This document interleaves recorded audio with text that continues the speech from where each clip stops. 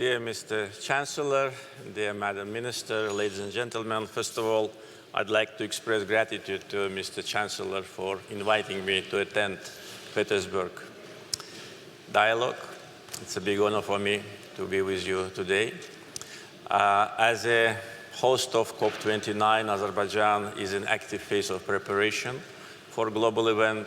We had less than 1 year for preparation, so we are doing all our best in order to deliver good results. For us, being elected by unanimous decision as a host country for COP29, it's really a big honor. We consider it as a sign of respect of international community to Azerbaijan, to what we are doing, including in the area of green energy. And definitely it's a huge responsibility, because we not only need to organize good event, but also to deliver good results. And I think that Azerbaijan's international connections, active involvement in different international organizations will allow us to build bridges or to strengthen bridges, to strengthen solidarity between the countries of different continents. To say that, I mean that we've been for several years, actually for 4 years, the chair of non-aligned movement, the movement which unites 120 countries. We've been elected by unanimous decision, and our chairmanship was extended by unanimous decision for 1 year. So we have established during our chairmanship very fruitful relations with many members of the movement. Our chairmanship coincided with COVID-19. So we acted in a very responsible way and provided humanitarian, financial, technical assistance to more than 80 countries. So this international platform for us, I hope, will allow us to engage countries of Global South into the common agenda. At the same time, relations with many European countries also developed successfully.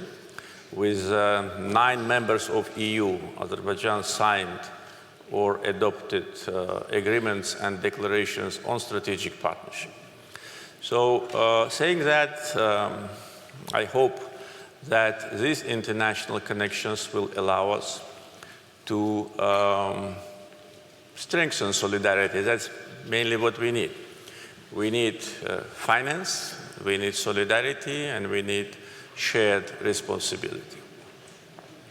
Also, as a country which is rich in fossil fuels, Azerbaijan is a member of OPEC Plus platform, and I think there is also an additional advantage, because we think that the countries rich with natural resources, particularly with oil and gas, should be in the front row of those who address the issues of climate change.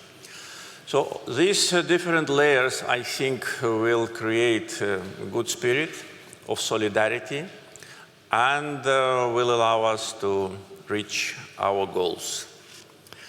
As soon as we've been elected as a host country of COP, the main attention of some media outlets was on our energy portfolio, energy background. And I was always saying that having oil and gas deposits is not our fault.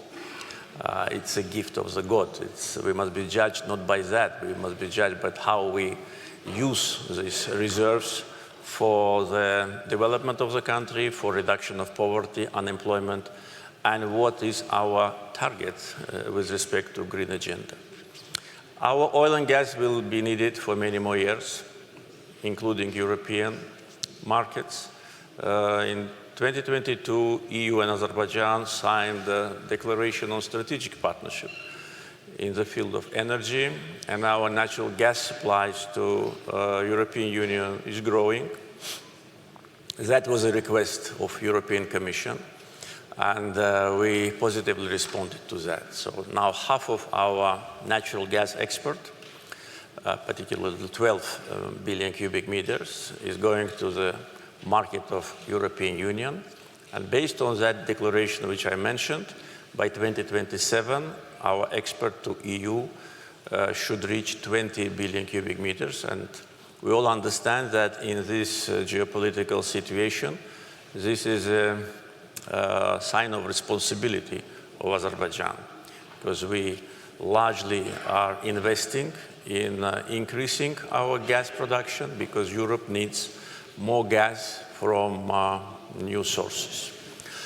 At the same time, our green agenda started to materialize prior to being awarded with COP29. We already started with our foreign partners, investors, huge projects of green transition. This year in Azerbaijan was declared the year of Green World Solidarity Year.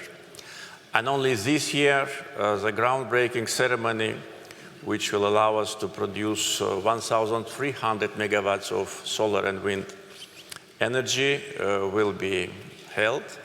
And by the end of 2027, we hope, and we are sure, because the contracts have been signed, to have 2,000 megawatts of green and solar energy operational.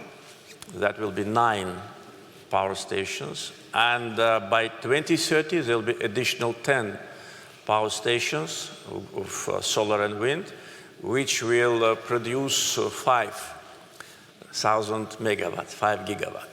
So using this potential, we will largely substitute gas consumptions for producing of electricity, and that volumes, I think at least 5 additional billion cubic meters of gas will be exported to Europe. So it's actually a win-win situation. We have created a very good investment climate.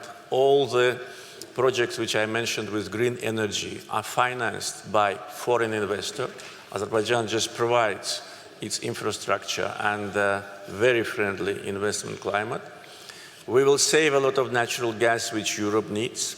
At the same time, we are working now at the final stage of feasibility study to build integrated transmission lines from Caspian offshore wind farms to Europe, including subsea cable under the Black Sea.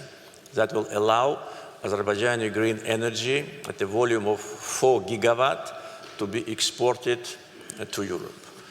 Our proven reserves of offshore wind energy is 157 gigawatts. So it's an illustration of the potential.